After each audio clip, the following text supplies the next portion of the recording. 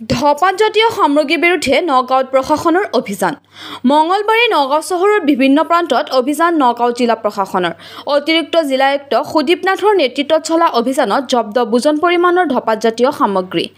নগাঁও জিলা আয়ুক্তৰ কাৰ্যালয়ৰ সমীপৰ দোকানৰ লগতে শিক্ষানুষ্ঠানৰ সমীপৰ দোকানতো অভিযান প্ৰশাসনৰ।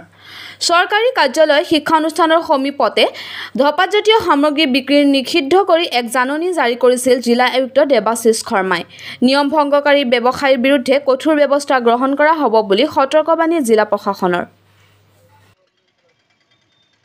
আজিও আমি কপ্তা আইনৰ অধীনত নগাঁও অঞ্চলত নগাঁও চহৰ অঞ্চলত শিক্ষা প্ৰতিষ্ঠান আৰু চৰকাৰী অফিচৰ আশে-পাশে 100 মিটাৰ আশে-পাশে যিখিনি ধপা বিক্ৰী কৰি আছে, চিগাৰেট হওক, চাদা হওক, পাণ মছলা হওক, সেইখিনি আমি চেকিং কৰি আছোঁ। ইতিমধ্যে আমি বহুতখিনি চিজ কৰিছোঁ, য'ত আমি পাইছোঁ আৰু ফাইন কৰা হৈছে।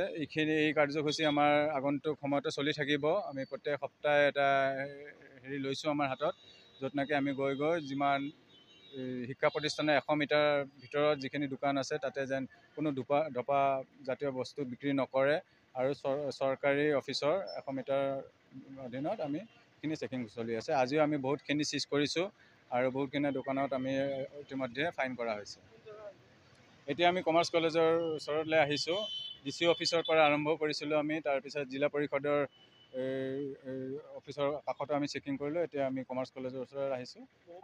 বহু পৰিমাণতে আমি এইখিনি জব্দ কৰিছোঁ আৰু ফাইনো কৰা হৈছে।